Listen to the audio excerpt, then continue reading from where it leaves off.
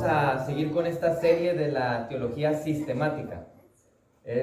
Ya Yosimar nos enseñó lo que eran los primeros dos temas, que es prolegómenos, que es como un fundamento para hablar de la teología sistemática. Pero ¿qué es teología sistemática? ¿Qué se les viene a la mente o qué han aprendido ustedes que es la teología sistemática? Vamos por partes. ¿Qué es teología?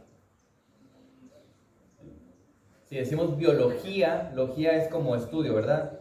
¿Bio qué es? Vida o el estudio de los ecosistemas y todo esto, no, la biología. Si estamos hablando de la teología, decíamos que teos es Dios. Y si logía es estudio, ¿qué es la teología? Estudio de Dios podría ser. Pero si estamos hablando de la teología sistemática, ¿a qué nos referimos? ¿Al estudio de qué?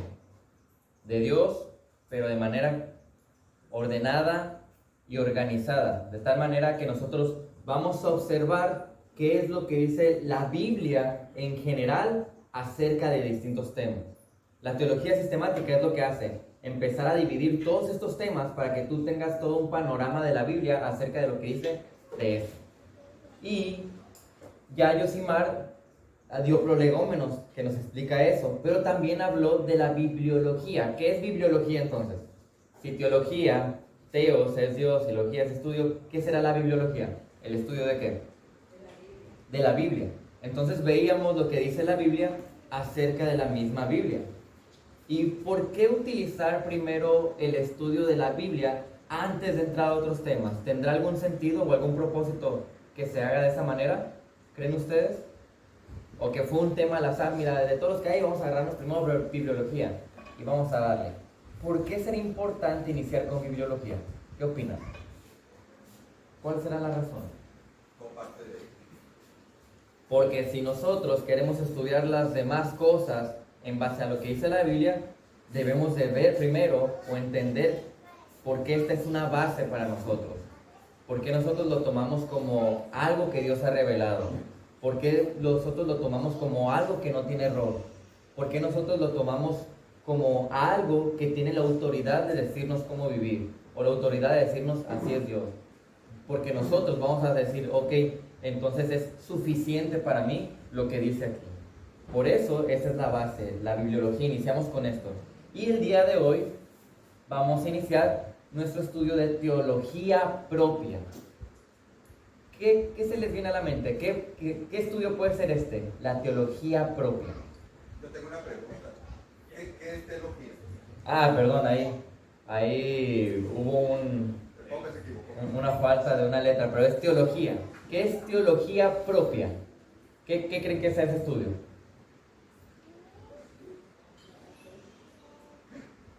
¿Alguna idea? Dígame. ¿Es la palabra de Dios? ¿Y si teos es Dios y logía es estudio, vamos a estudiar a raíz de la Biblia, ¿qué cosa? ¿El estudio de quién? De Dios. ¿Pero por qué dice propia? ¿Por qué no solamente teología? Porque debemos de apropiar los nombres de ellos. Pues más que nada la razón es porque teología es una palabra que ya se usa de manera general para hablar de todo lo que tiene que ver con Dios y la Biblia y todas estas cosas. Entonces, para nosotros poder enfocarnos en la primera persona de la Trinidad o Dios Padre, el estudio es denominado teología propia, para hablar de que vamos a hablar propiamente de la primera persona de la Trinidad, que es Dios Padre. ¿Sí?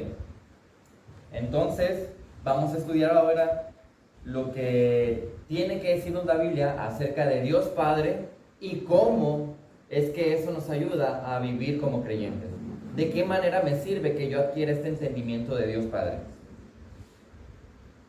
Y antes de iniciar, observen qué decía aquí Moisés en el Éxodo 33, 18. Dijo Moisés, te ruego que me muestres tu gloria. Uno de los propósitos principales por el cual nosotros queremos aprender más acerca de Dios, ¿cuál creen que será? El conocer su gloria para darle la gloria. Lo que queremos nosotros al conocer más a Dios es aprender más de Él para saber cómo glorificarlo más. Saber qué le agrada, saber qué pide de mí. Y conocer a Dios, me atrevo a decir que es nuestra necesidad más grande. Es la necesidad más grande del ser humano, el conocer a Dios. ¿Por qué? Porque somos su creación. Y claro, evidentemente como creyentes verdaderos, mucho más, que estamos aprendiendo a glorificarle de mejor manera. Había un teólogo, no sé si lo puse, sí, que dice esto: la doctrina de Dios es el punto central de gran parte del resto de la teología. La idea que uno tiene de Dios debería incluso considerarse el marco dentro del cual nosotros construimos toda nuestra teología. A partir de ahí, vivimos nuestra vida y realizamos nuestro ministerio a partir de mucho de lo que nosotros entendamos acerca de Dios Padre. Y para nosotros estudiar este tema, lo voy a dividir en 5 puntitos o 5 partes. Vamos a ver la existencia de Dios, la cognoscibilidad de Dios, el carácter de Dios, la providencia de Dios y la Trinidad. Evidentemente, una clase no nos alcanza para ver todo. E incluso 2 clases, que es lo que vamos a tener, no nos alcanza para ver todo de manera profunda, pero sí nos va a permitir tener un panorama general del estudio de Dios Padre o de la teología propia. Y yo creo que muy acertadamente hay un teólogo que es Tozer. Este teólogo, en uno de sus libros acerca del conocimiento de Dios, dice esto: que una idea equivocada, escuchen, una idea equivocada de Dios puede considerarse idolatría. Una idea equivocada de Dios se puede considerar idolatría. ¿Por qué será esto? ¿Creen que sea verdad? ¿Por qué? Porque entonces ya no crees en el Dios verdadero. Estás creyendo en un Dios falso, en todo caso. Por eso sería idolatría. Por eso es bien importante el tema de la teología propia. Para yo tener un entendimiento claro y verdadero de acuerdo a lo que dice la Biblia de Dios. Así que vamos a iniciar. Ya saben, preguntas, comentarios. Nata tiene micrófono y para que todos podamos escuchar y participar juntos. Iniciemos entonces. La existencia de Dios. Apocalipsis 1:8 dice: yo soy el alfa y el omega, dice el Señor Dios, el que es y que era y que ha de venir, el Todopoderoso. Aquí se está presentando Dios. ¿Se dan cuenta? Ahí estamos hablando de la existencia de Dios. ¿Por qué será importante hablar de la existencia de Dios el día de hoy? ¿Tiene alguna relevancia hablar de la existencia de Dios en nuestra época? ¿Qué opinan ustedes? ¿Es necesario argumentar que Dios existe? ¿Sí o no? ¿Toda la gente cree que Dios existe? No. La realidad es que incluso creo que ahora se está poniendo muy de moda el no creer que Dios existe. Pero la realidad es que existe. Y nosotros vemos cómo la palabra está revelando que Él existe. Una de las formas en las que Dios se presenta puede ser tal vez por medio de ¿qué? ¿Cómo podemos saber acerca de la existencia de Dios? ¿Qué creen que Dios nos ha dado para que nosotros sepamos que Él existe? Puede ser la creación tal vez, ¿verdad? La naturaleza. ¿Qué otra cosa puede ser algo que Dios nos ha dado para que nosotros sepamos que Dios existe? ¿Qué cosa? La palabra, donde Él ha revelado específicamente quién es Él. ¿Qué otra cosa creen ustedes que Dios haya dejado para que nosotros sepamos que Él existe?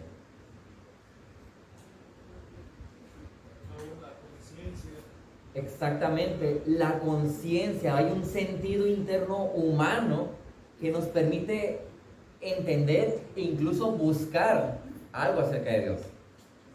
Entonces, quiero que veamos rápidamente esta es la manera en la que nosotros podemos observarlo. La existencia de Dios ha sido presentada por medio del sentido humano interno, por medio de la Biblia y la naturaleza, que dan una evidencia de que existe. Incluso, aunque no va a ser mi punto el día de hoy, tenemos pruebas racionales, filosóficas, que nos brindan a nosotros una certeza que Dios existe. Y finalmente, hay una verdad bíblica que debe afectar a nuestro entendimiento y nuestra manera de vivir y de pensar. Solo Dios puede persuadirnos a creer en Él. Así que veamos rápidamente, una de las formas en las que Dios se presenta es el sentido humano interno. ¿Qué es el sentido humano interno? Lo mencionó ahorita Pastor Ryan. Estamos hablando de ¿qué? De la conciencia. Hay una conciencia en nosotros que el Señor ha puesto en el ser humano para que busquemos de Dios, que tratemos de entenderlo en la medida en la que se puede. De hecho, bíblicamente sabemos que toda persona sabe internamente que Dios existe, de alguna manera. Romanos 1, 19 al 21 dice: pero lo que se conoce acerca de Dios es evidente dentro de ellos. ¿De quiénes? ¿Quiénes son ellos? El ser humano. Pues Dios se los hizo evidente. A final de cuentas, ¿por qué es que nosotros somos de Dios? ¿Quién hizo la obra? Dios nos lo ha hecho evidente. Y el versículo 21 dice: pues aunque conocían a Dios, no lo honraron como a Dios ni le dieron gracias, sino que se hicieron vanos en sus razonamientos, en su propia sabiduría, en su propia filosofía. Y su necio corazón fue entenebrecido. El día de hoy eso es lo que pasa muchas veces. Acá, Don Trini. Sí, ahorita yo vengo platicando con el hermano Carlos Sí. acerca de cómo están las personas que dicen ser cristianos o que creen en Dios. Yo tengo un concuño que no es la primera vez que yo le hablaba de Dios, pero ya no le he hablado desde la vez que me dijo que ellos tienen un Dios, que Él es consciente de todo, y toman toda la familia, toman juntos, hijo, y su esposa, todos toman junto con familia, y yo les hago ver eso. No es bueno esa vida, hay que recibir a Cristo. No, si no soy Dios, me dijo, yo ya tengo un Dios, ese no me dice nada de lo que tú me dices, nosotros podemos vivir a como queramos y podemos tomar sin que nadie nos diga nada, porque tenemos un Dios que nos permite todo eso. Sí, así es el concepto. Es el problema de no conocer al Dios verdadero, ¿no? Nos va a empezar a, como hacemos un Dios a nuestra manera, nos va a permitir hacer cosas que nosotros queremos y no las que quiere Dios. Y nos va a empezar a hacer rechazar cosas que nosotros queremos rechazar, pero no las que Dios nos dice que rechace. Ciertamente hay una libertad cristiana para disfrutar de placeres que Dios nos ha dado, pero hay ciertos límites que también el Señor nos ha dado de acuerdo a esas libertades. Y es verdad, tristemente mucha gente crea ese Dios propio, pero como les dije al principio, que decía acertadamente este teólogo, una idea equivocada de Dios es idolatría. Solamente hay un Dios verdadero revelado en la palabra. Así que todo ser humano con cierta capacidad intelectual, ¿por qué digo esto? Aquí vamos a omitir a personas con discapacidades mentales y bebés, que todavía no tienen esta capacidad mental de entenderlo. Pero fuera de esas dos categorías, todos tienen algún conocimiento de Dios. Tienen una conciencia que les debe invitar a conocer a Dios, o los debe de mover, gracias a que Él ha puesto eso en nosotros, ¿no? Como dice el versículo de Romanos. Bueno, entonces, ¿cuál es la otra cosa o forma en la que lo podemos conocer? Ya mencionamos el sentido interno humano, el razonamiento. ¿Qué más? Ahorita lo mencionaron. ¿Qué tenemos aquí? La creación. Y no solo la creación, sino que también su palabra. Claramente la Biblia da por sentado que Dios existe. No se discute para nada. No se está probando si Dios existe o no. No se especula sobre la existencia de Dios, sino que se asume que Dios existe. Se trata como una realidad y una verdad absoluta que Dios existe en la palabra. Génesis 1:1, el principio de la Biblia. En el principio Dios creó los cielos y la tierra. Ya nos está diciendo, Él es el que inició todo lo que existe para nosotros. E incluso tenemos algo que nosotros llamamos la revelación general, que es toda la naturaleza, toda la creación que Dios ha hecho, en la que notamos cómo la misma creación nos brinda la oportunidad de saber que Dios existe. Estaba viendo hace poquito una imagen en unas redes sociales y salía una mano robótica que el hombre ha creado. Y se ve como todas las articulaciones robóticas que han hecho para que esa mano se mueva y funcione como una mano. Y decía la gente, mira, lo que el hombre ha creado, es increíble lo que el intelecto humano puede lograr, ¿verdad? Y lo ponen enseguida la mano humana y dicen, pero eso fue hecho a base de una explosión y un accidente. Y hablando de la incongruencia que existe en el ateísmo y el decir que la creación por sí misma es un accidente o un obrar de una explosión. No, algo tan precioso y tan hermoso nos está llamando o nos está diciendo que tiene un creador. Es una prueba de que Dios existe. Romanos, si se fijan, ahorita vimos ¿verdad? Pero faltaba un versículo por ver. El versículo 20. ¿Qué dice el versículo 20? Dice, porque desde la creación del mundo, sus atributos invisibles, su eterno poder y divinidad se han visto con toda claridad. Está diciendo, mira, todo aquello creado está haciendo más majestuosa su gloria, te está mostrando lo increíble que es Dios, su existencia, siendo entendidos por medio de lo creado, de manera que ellos no tienen excusa. O sea, el ser humano no tiene excusa para decir que Dios no existe. No tiene excusa para que el día final, cuando estemos en el juicio, diga, es que yo no lo sabía. Es que no me di cuenta, no hubo nada que me probara que existiera Dios. No, te estoy diciendo, mira, tienes toda una creación para darte cuenta que Dios existe. Y además, por si fuera poco, tienes una revelación acerca de que Él existe, que es la Biblia. Pero también nosotros podemos tener pruebas racionales y filosóficas, perdón. Me distraje un poquito ya.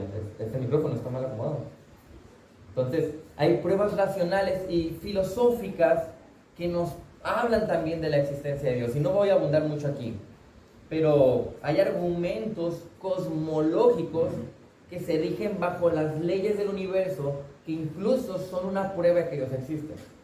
Por ejemplo, hay una ley universal, científica, que dice que hay causa y efecto.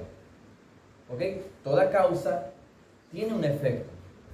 Hay otra ley que dice que de la nada, nada va a surgir. ¿Ok? No puede hacerse nada de la nada, porque tiene que haber una causa y un efecto. Por lo tanto, esas son leyes universales.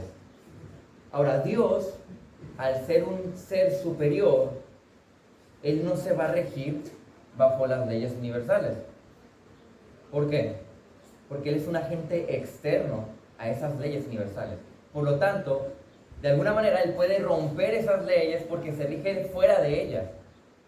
Incluso atribuyendo o tomando los argumentos científicos acerca de la existencia de las cosas, no podríamos decir que entonces el universo fue creado, porque de la nada no se puede crear nada. Toda causa tiene un efecto. ¿Y la causa de toda la existencia cuál es? Es Dios. Dios es la causa de la existencia de todas las cosas.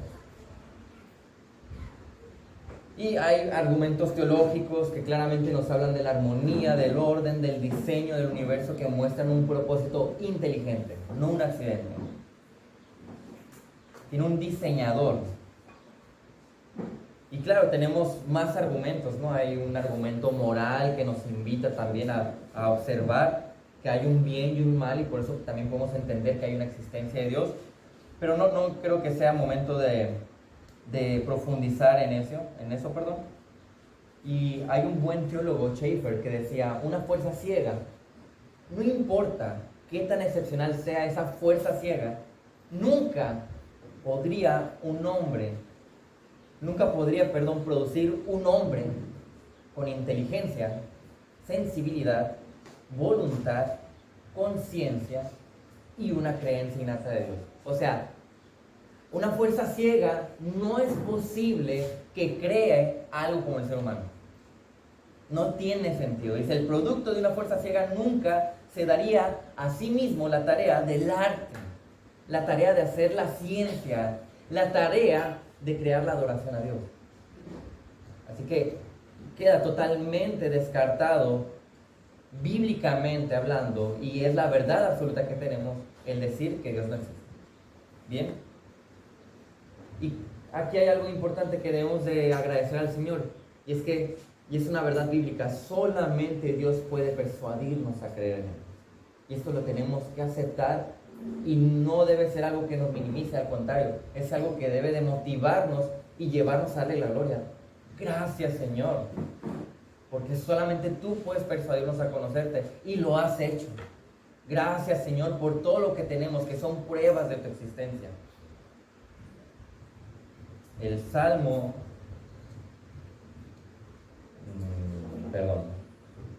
2 Corintios 4:4 dice, en los cuales el Dios de este mundo ha cegado el entendimiento de los incrédulos para que no vean el resplandor del Evangelio de la gloria de Cristo, que es la imagen de Dios. El diablo está tratando de cegar a las personas. Pero 1 Corintios 1:21 dice, pues ya que en la sabiduría de Dios el mundo no conoció a Dios por medio de su propia sabiduría. No es que el hombre sea brillante e inteligente para conocer a Dios, sino que agradó a Dios mediante la necedad de la predicación salvar a los que creen. Él decidió revelarse a nosotros. 1 Tesalonicenses 1:5, porque nuestro evangelio no vino a ustedes solamente en palabras, sino también en poder y en el Espíritu Santo, y ese es el Señor revelándose, y con plena convicción, como saben qué clase de persona más demostramos ser entre ustedes por el amor que le tenemos. Así que esta es una verdad que debemos abrazar. Dios existe, y las evidencias de sus existencias nos hacen responsables de buscarlo, de adorarlo. O sea, debe de generar en nosotros una seguridad de su existencia, y como les dije, un agradecimiento por su revelación.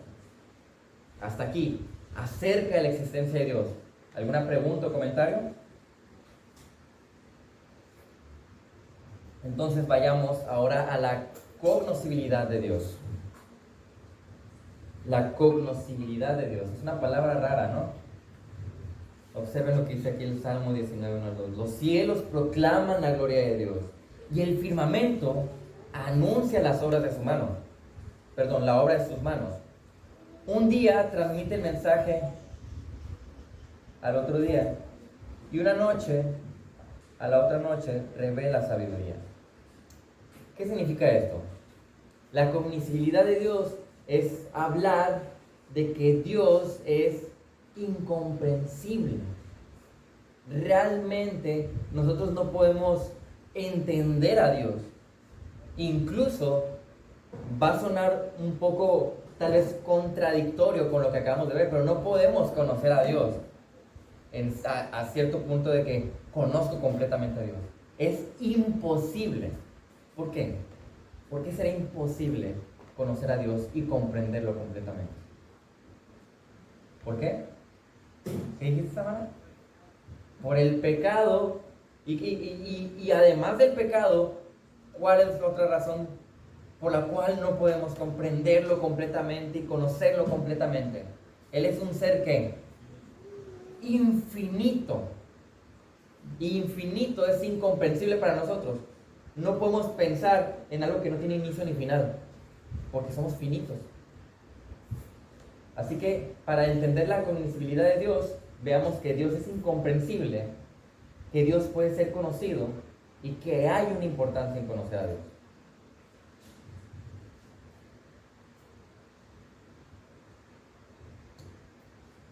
Como les digo, aunque podemos conocer a Dios, hablando de que es incomprensible, nunca vamos a entender completamente a Dios. No podemos.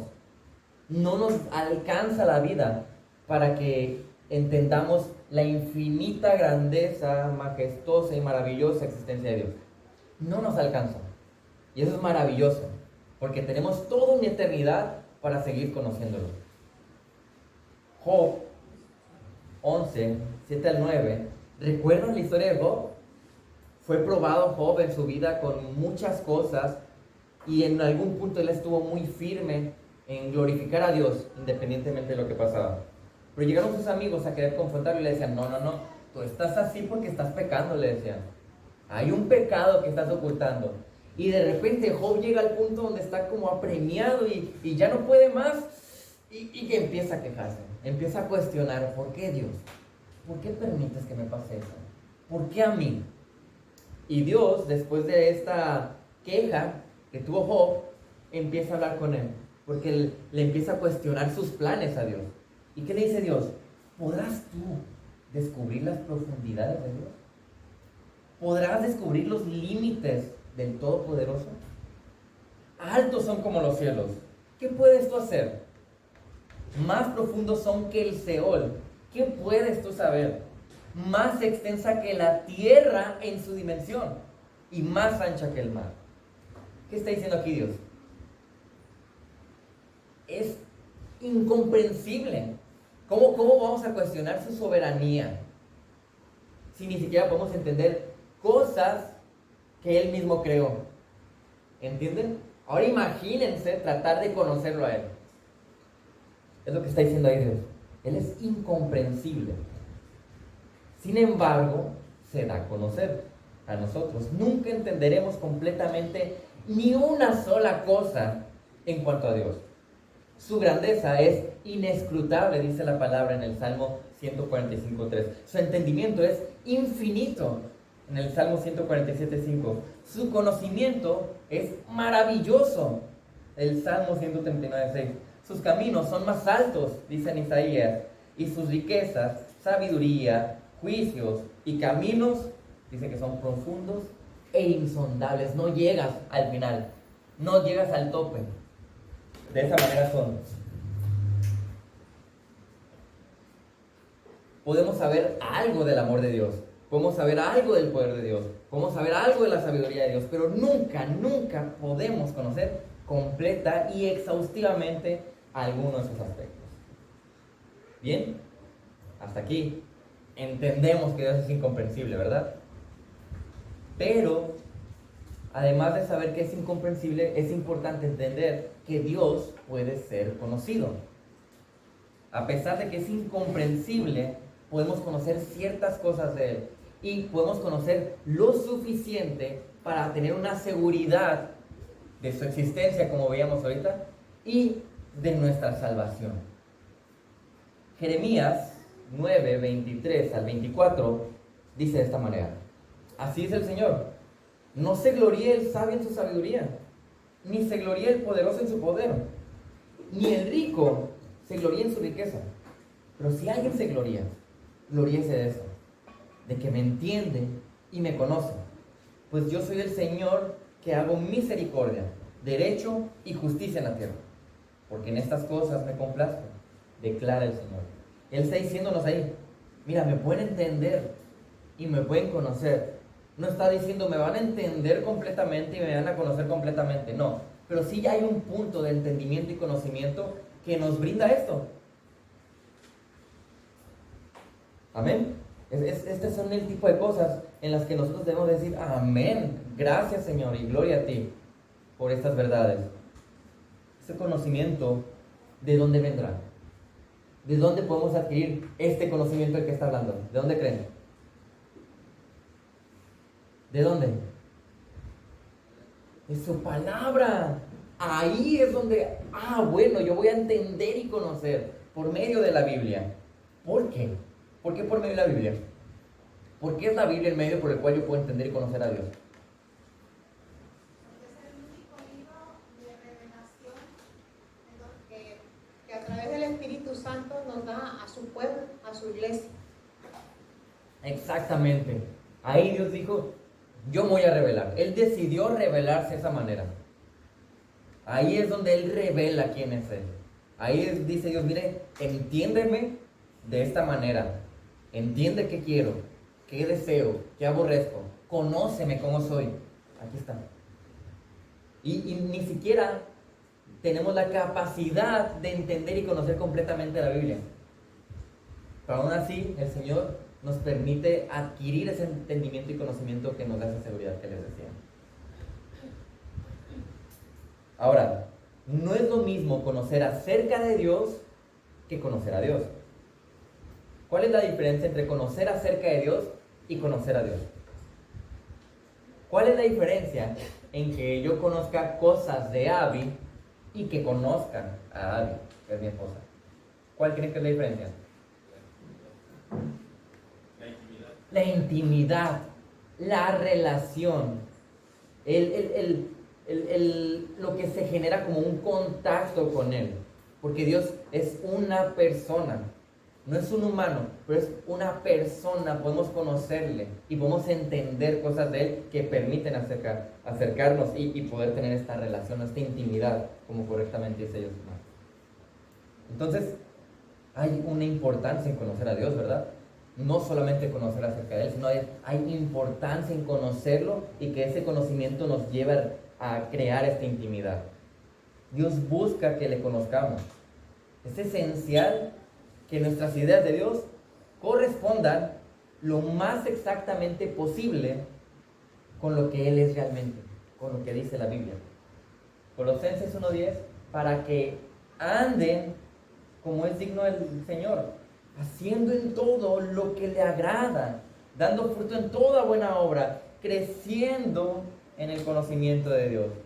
Por eso es bien importante, porque si nosotros le conocemos y entendemos correctamente, eso va a suceder.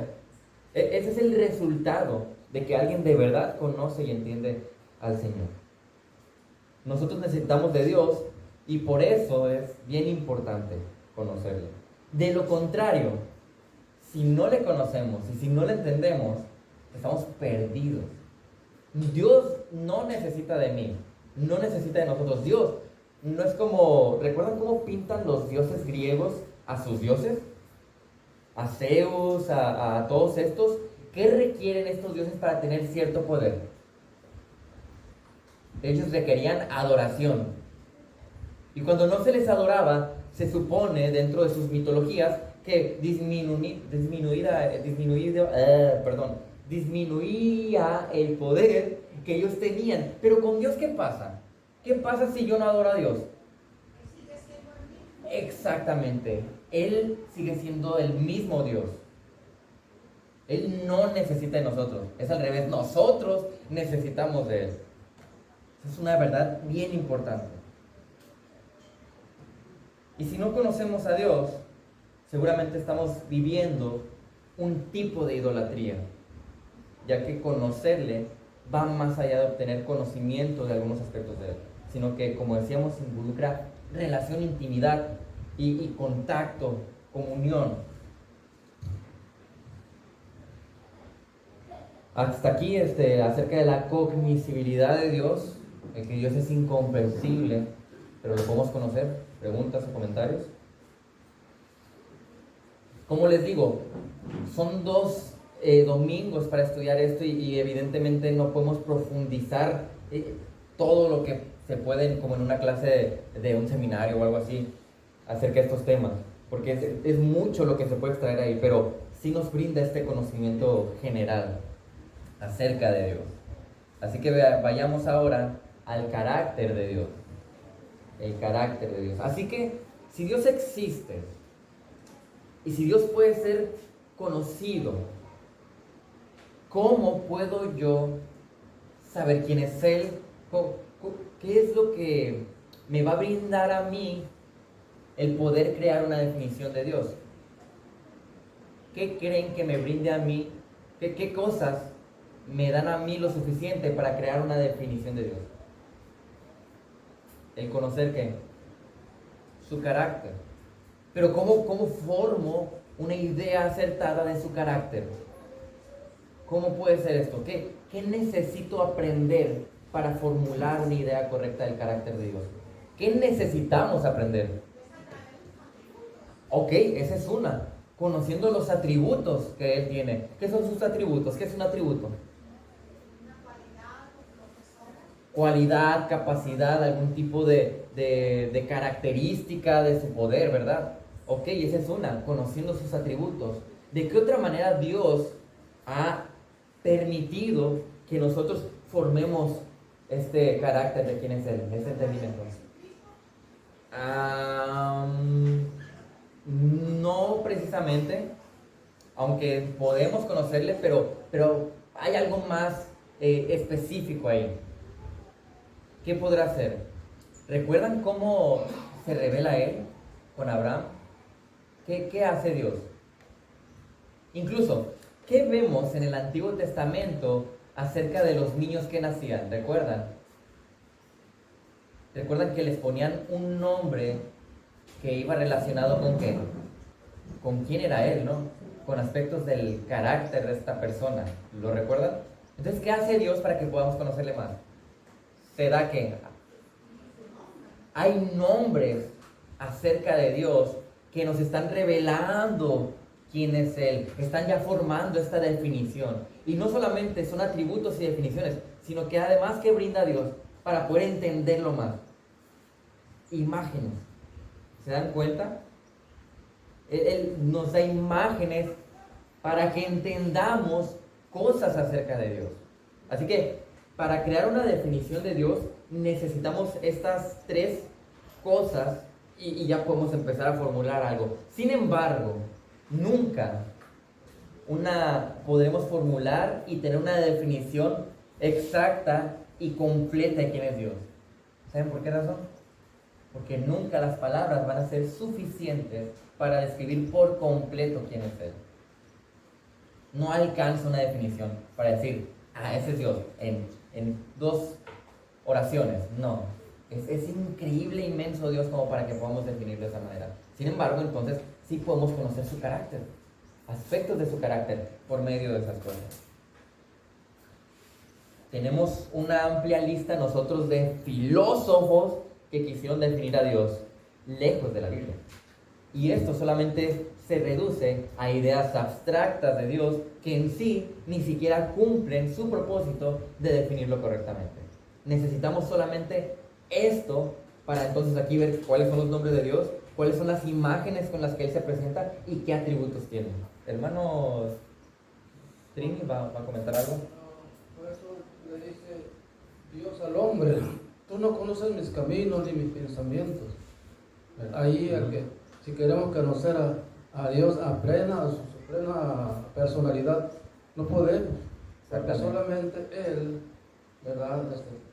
Tiene sus caminos y nuestros pensamientos no son de nosotros, de Él. Y para que nosotros podamos conocerle y tener un pensamiento correcto para conocerlo es esto, aquí. Esto nos va a delimitar correctamente quién es Dios. La Biblia describe a Dios como un Dios viviente y autoexistente. O sea, Él no necesita nada para existir. Él solamente existe por sí mismo. Éxodo 3, 14 al 15 dice: y dijo Dios a Moisés, yo soy el que soy. Y añadió, así dirás a los israelitas, yo soy, me ha enviado a ustedes. Dijo además Dios a Moisés, así dirás a los israelitas, el Señor, el Dios de sus padres, el Dios de Abraham, el Dios de Isaac, el Dios de Jacob, me ha enviado a ustedes. Este es mi nombre para siempre, y con él se hará memoria de mí de generación en generación. Por lo tanto, a lo largo de la Biblia vamos a tener descripciones que en su conjunto, cuando agarras todas esas descripciones de Dios, ahora sí vas a tener una definición general de quién es Él. No dije una definición completa, sino general. Y evidentemente hay un aspecto importante del por qué es tan difícil para nosotros como seres humanos. Porque, no lo puse ahí, pero Juan 4:24 dice, Dios es espíritu. Y los que lo adoran deben adorarlo en espíritu y en verdad. Dios es invisible. Dios no podemos verlo. Incluso si Él quisiera mostrarse de manera física para que lo viéramos, como es Dios, su gloria nos fulminaría en el momento. Nadie puede ver a Dios. Así que cuidado si en algún momento alguno de ustedes comió mucha pizza una noche y de repente sueña algo y ve a Dios, no está viendo a Dios. ¿Ok? Nada más para aclararlo, nadie puede ver a Dios. Nadie, no podemos. Entonces, para conocer a Dios, primero quiero que veamos los nombres de Dios. Dios utiliza ciertos nombres para mostrar cosas de su carácter. Es una manifestación de cómo es en sus relaciones. En ocasiones son sinónimos de quién es Él. Y como les dije ahorita, en el pensamiento oriental, el nombre se consideraba una definición de la naturaleza de cierta cosa. O sea, recuerdan que como Esaú y Jacob tenían ahí, iban a nacer y uno nació antes que el otro y la agarró y todo esto, se les dio ciertos nombres que hablaban algo acerca de ellos, definiendo quiénes eran ellos por cómo nacieron. ¿Recuerdan? Eso es como algo de la cultura oriental, un pensamiento oriental. Entonces, la Biblia utiliza nombres para describir su carácter. Por ejemplo, díganme ejemplos de nombres de Dios. Ustedes conocen algunos, ¿verdad? Quiero escucharlos. ¿Algún nombre de Dios? Jehová. ¿Cómo? Jehová Nisi es un nombre, ajá. Adonai. Jehová Jireh. ¿Cómo? Sí, Elohim, exactamente. Conocemos esos nombres. Ahora, ¿qué significan? Está bien conocerlos, pero ¿qué significan? ¿Qué me está diciendo de Dios esos nombres? También es importante. Por ejemplo, mencionaron ahorita Elohim. Jehová Nisi. Elohim, ¿qué significa? Ahora, este nombre, fíjense lo que hace Dios. Da esos nombres para que le conozcamos. Elohim significa o enfatiza la trascendencia de Dios. Significa, en todo caso, que Él es fuerte y prominente cuando utiliza ese nombre para Él mismo. Y Él lo atribuye para hablar de Él. ¿Viste? Entonces cuando Él se atribuyó el nombre Elohim, uno ya puede pensar, bueno, entonces este Dios es de esta manera, observen. Es trascendente, es prominente, es fuerte. Lo utiliza en Génesis 17:1, por ejemplo. Ahí va a decir algo, Pastor Antonio. Sí, es muy importante de los nombres, pero por ejemplo ahí donde dijiste Elohim aparte, en el hebreo es una palabra que se usa para una cosa, pero en plural. No sé si me explico. Por ejemplo, un racimo de uvas es algo que es singular, pero varias cosas. Entonces eso es muy interesante porque lo usa para darnos una idea de que es un Dios en varias personas. Así es. Es muy interesante eso. Y ahí se me está adelantando al hablar de la Trinidad, pero ya tocará más adelante, no se preocupen. Ahí hablaremos más a profundidad de la Trinidad. Pero sí, es otra de las razones por las cuales los nombres son tan importantes. Nos revela algo acerca de Dios. Adonai. ¿Qué es Adonai? ¿Qué significa Adonai? Señor, amo. O sea, hay un énfasis en la relación siervo-amo cuando hablamos de que Él es Adonai. Se presenta de esa manera en el Salmo 8:1. Jehová, o bueno, Yahvé. Yahvé. ¿Qué es esto? ¿Recuerdan?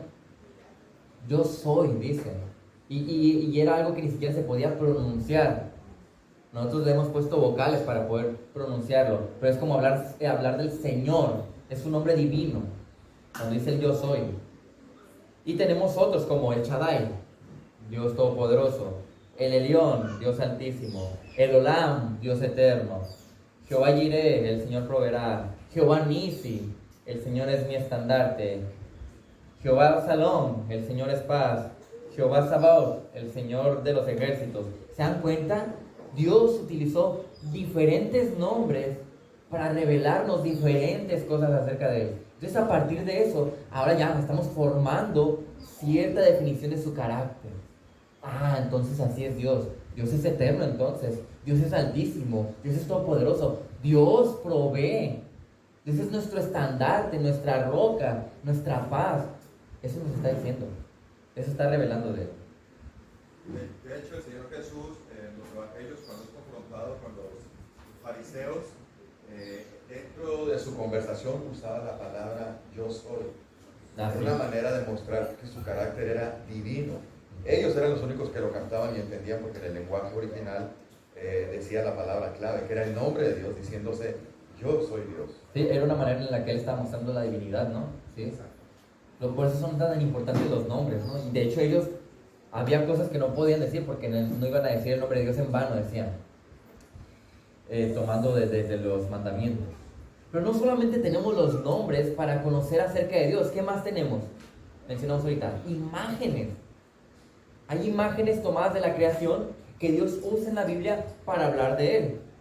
De repente, utiliza el león y representa cierta ferocidad, pero valentía, fortaleza. Utiliza el águila para hablar de la protección, ¿verdad? Utiliza el cordero como este sacrificio, la misericordia, la gracia de Dios. Utiliza la gallina, el sol, lucero, luz, antorcha, fuego, fuente, roca, torre, sombra, escudo, templo, etc. Utiliza tantas imágenes, pero no hay que perder de vista algo. Nosotros decimos que tenemos una hermenéutica que es histórica, gramática y literal. De tal manera que para interpretar la Biblia, nosotros tenemos que ver lo que dice a lo largo de la historia. Tenemos que ver las palabras gramáticas de por qué dice eso. Y decimos que también la interpretamos literal.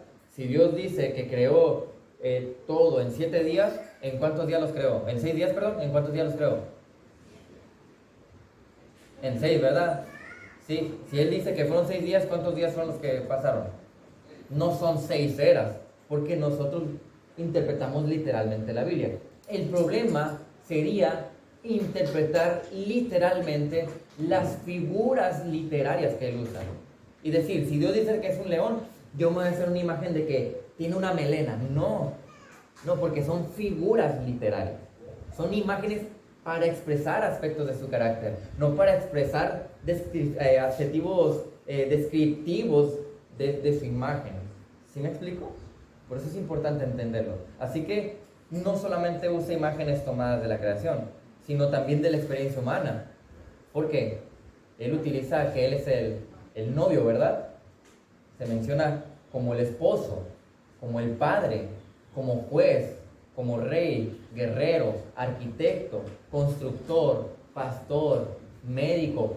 Todo eso nos está brindando información de qué hace, de qué desea, cuál es su posición ante nosotros, o ante la tierra, ante el universo.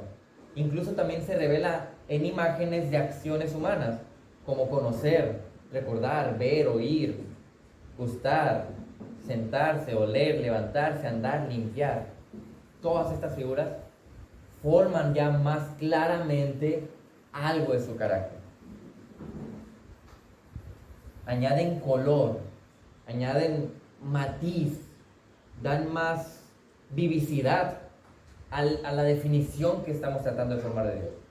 Nos dan ayuda, atraen la atención, fomentan cierta reflexión en quién es Él. Porque si yo escucho que Dios es creador, me invita a reflexionar y meditar en cómo tiene cierto control. Si Él lo creó, hay cierta soberanía, ¿verdad? Entonces empezamos a meditar más en su poder, en su carácter, sus atributos. Apocalipsis. Miren, ahí están. No, todo esto lo van a tener ustedes en unas hojas, toda esa información para que ustedes puedan consultar pasajes bíblicos y puedan recordar todo lo que esto significa, ¿ok?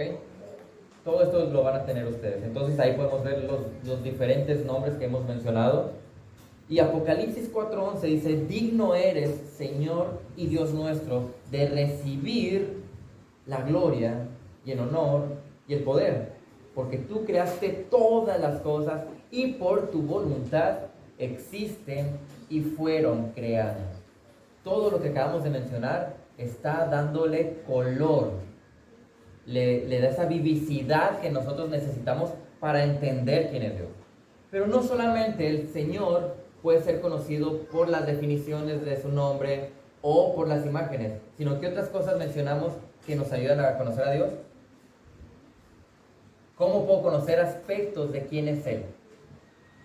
Fue lo primero que me mencionaron. ¿Cómo conocemos a Dios? Sus atributos, exactamente. Sus atributos nos brindan esta información que habla mucho de su poder. Y no vamos a terminar ahorita de ver todo el aspecto de los atributos por el tiempo, pero quiero que observemos algo. ¿Qué son atributos? ¿Qué decimos que son atributos? Son cualidades. Cualidades, en el caso de Dios, intrínsecas y permanentes de Él. Él no va a dejar de tener un atributo. Si tiene un atributo, lo tiene por completo. Y estos no pueden ser, no es que Dios vaya a ganar un atributo o pueda perder otro, Prácticamente son perfecciones de Dios reveladas en su palabra y son inseparables de la esencia de Dios. O sea que si Dios tiene un atributo, no puede ser concebible que se separe de él o que deje de tenerlo. Claro está, ¿verdad? Así que los atributos podríamos dividirlos en dos categorías. ¿Han escuchado cuáles son las categorías para dividir los atributos de Dios? Comunicables e incomunicables. ¿Cuál es la diferencia entre un atributo comunicable y uno incomunicable? Allá Marta ya alzó la mano. Los comunicables se los pasa a su iglesia, a nosotros. Los incomunicables son los que le pertenecen a Él y por ninguna manera nadie los puede tener. Entonces hay atributos de Dios que en alguna manera nunca podremos expresar ese atributo de Dios. Pero hay otros que no es que, por ejemplo, si Dios es amor, no es que yo voy a ser igualmente amor como Él es, ¿verdad? Porque sus atributos están siempre impregnados de su divinidad. Así que Él tiene un amor divino. Y eso significa que es un amor eterno, que es un amor santo. ¿Y cómo va a ser el amor que yo exprese? ¿Va a ser amor divino, amor eterno y amor santo? En el sentido de perfecto. ¿Cómo es el amor que yo expreso? Pregúntenle a alguien. No es perfecto en absoluto, tal como sus atributos sí lo son. Los de Él sí lo son. Así que tenemos atributos incomunicables y comunicables. Pero hacer una lista y separarlos sería muy necio de mi parte. Y de parte de casi cualquier creyente. Porque no existen los teólogos que se pongan de acuerdo en decir, estos son comunicables y estos son incomunicables. La verdad, hay unos muy blancos y negros que podemos decir claramente aquí, este no es comunicable y este sí, pero hay otros que son grises. Y de repente uno medio entiendo o no si podemos tener algo de ese atributo. Así que en vez de hacer una lista definida de los comunicables y los incomunicables, mejor hablemos de sus atributos para conocerlo más a Él en general. Pero esto ya será la próxima semana.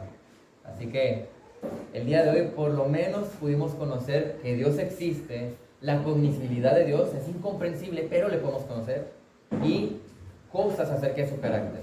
Porque el carácter y su definición nos va a ayudar a formar en nuestra cabeza la idea correcta de quién es Él. No perdamos de vista, una idea incorrecta de quién es Dios puede ser idolatría, tiende a la idolatría. Por eso debemos conocerle como Él se ha revelado. Así que, ¿preguntas o comentarios? Si no hay más, entonces los invito a que oremos para poner este tiempo en manos del Señor.